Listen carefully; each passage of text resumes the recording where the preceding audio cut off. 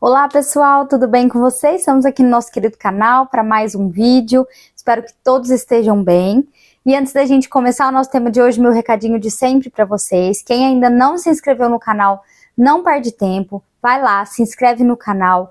Curtam, comentam, compartilhem os conteúdos com quem você achar que possa se interessar pelo assunto. Fiquem muito à vontade para deixar suas dúvidas, sugestões, suas experiências aí nos comentários.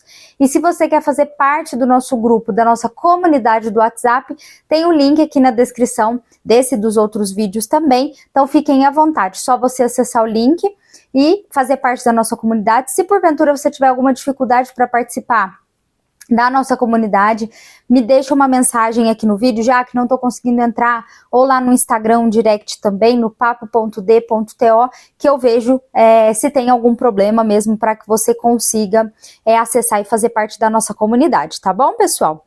Então vamos lá. Gente, o tema do vídeo de hoje, que eu separei, são algumas dicas para você ser um bom terapeuta ocupacional.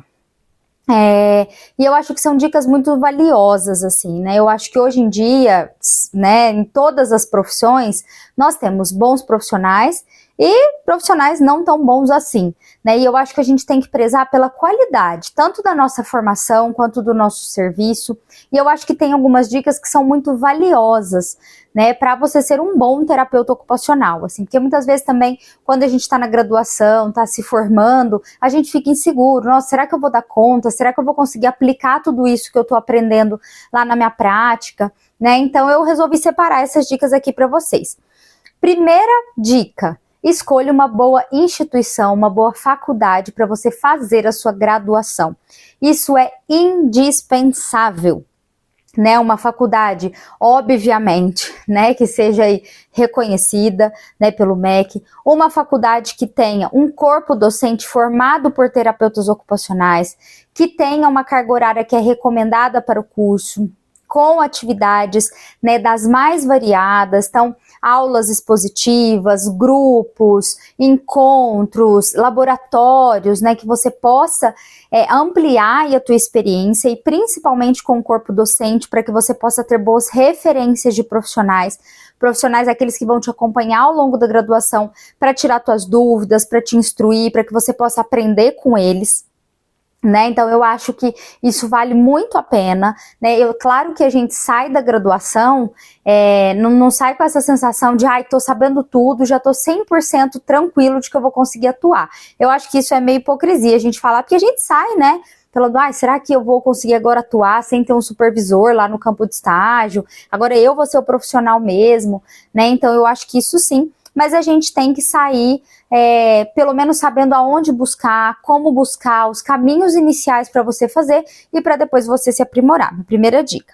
A segunda, continue estudando tanto por conta, mas também buscando locais de referências para você estudar mesmo depois da graduação. Pós-graduações, né, especializações, se você quer ir para a área acadêmica, um mestrado, né, se você quer fazer certificações, então continue buscando. A formação continuada, ela é fundamental, né, principalmente para nós da área da saúde, que tem coisas acontecendo o tempo todo, né, novas pesquisas saindo, novos estudos saindo, então isso é fundamental que esse estudo ele seja continuado, até mesmo para cada caso que você for atender, né? Então a gente pega, né, um caso que está avaliando, que você está estudando, você pega um livro, você vai ler, você encontra um artigo, isso é fundamental para você ser um bom profissional.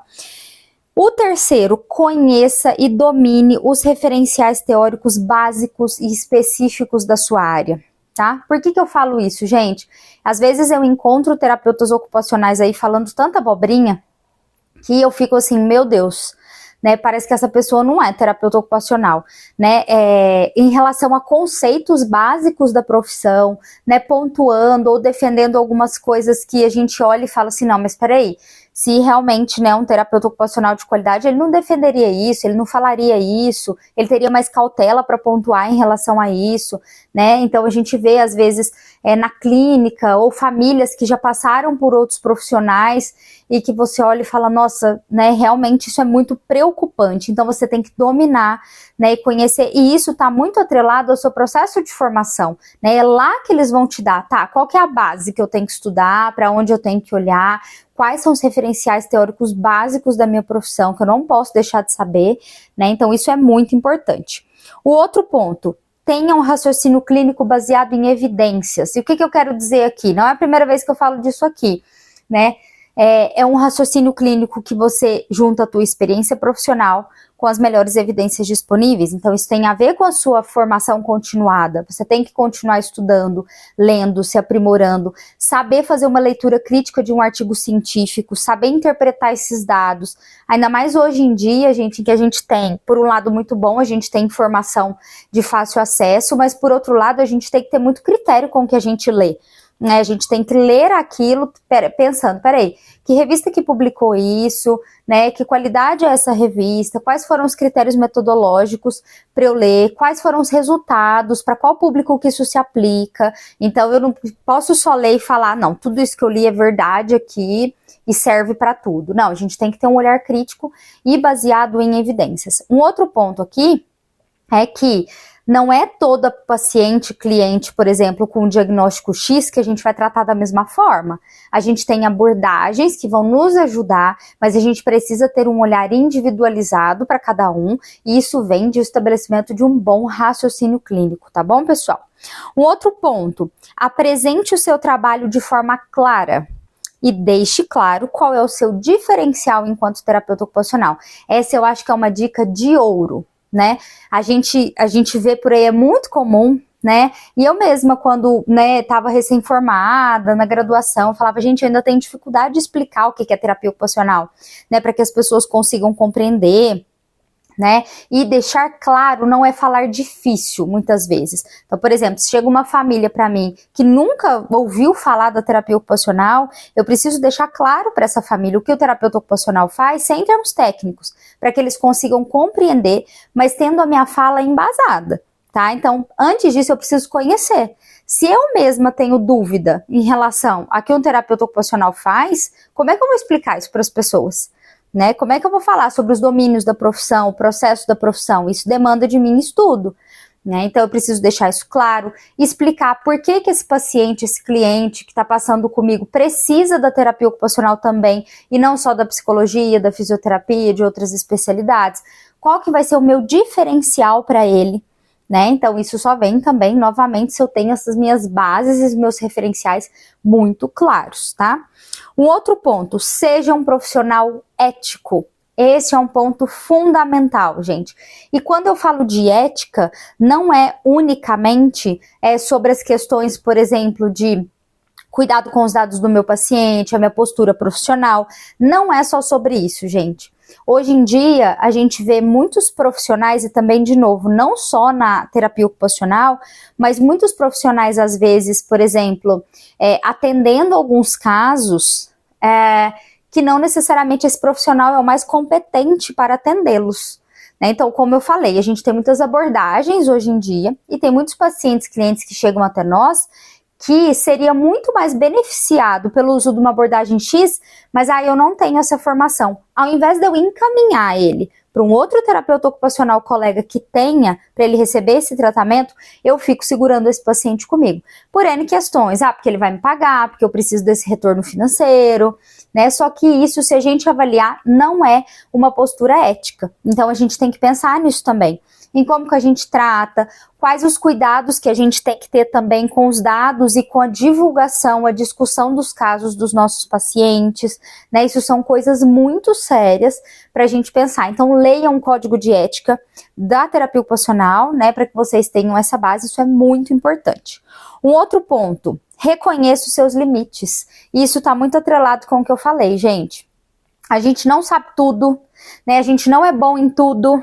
Cada profissional, mesmo que formado na mesma coisa, vai ter o seu gosto, a sua preferência, as suas capacidades técnicas, de espaço, de processo. Então, reconheçam seus limites e saibam pontuar isso. Olha, acho que eu consigo ir até aqui, depois daqui eu vou precisar de um outro profissional para me ajudar, né? Eu sei defender a minha área e dizer o que é da minha competência, né, de uma maneira firme, mas eu também sei reconhecer quando eu preciso de outros profissionais para atender esse determinado caso.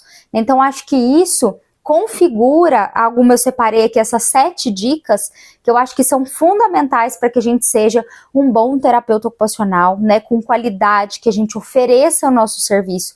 É claro que existem outras milhões de dicas aí que a gente poderia dar, mas eu quis separar essas para vocês, para que vocês possam pensar sobre isso, tá? Um pouco, para que a gente não reduza a terapia ocupacional a uma coisa mínima que ela não é, né? Ela é uma profissão extremamente complexa, né, e que exige de nós, sim, estudos, exige de nós diferenciação. Hoje em dia a gente confunde muito, né, por vários fatores. Por exemplo, hoje a gente estava conversando lá na clínica sobre isso, né, dessa divisão. Precisa de terapia ocupacional convencional e terapia ocupacional de integração sensorial. Gente, isso não existe, né? A integração sensorial, ela é uma abordagem, né? Então, se eu vou precisar de um profissional, não existe terapia ocupacional convencional, não existe terapia ocupacional de AVD, é terapeuta ocupacional, né? O uso da abordagem vai vir como um complemento. Então, eu preciso de um profissional que tenha uma formação em integração sensorial, porque eu acredito que esse paciente, esse caso, precisa de uma avaliação nesse sentido,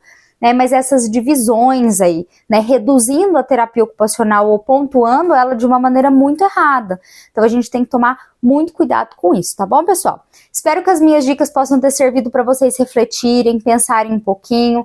Se vocês discordam, concordam, né, querem deixar aqui sua opinião, fiquem à vontade nos comentários, tá? Eu agradeço muito a companhia de vocês, deixo aqui o meu beijo e até a próxima.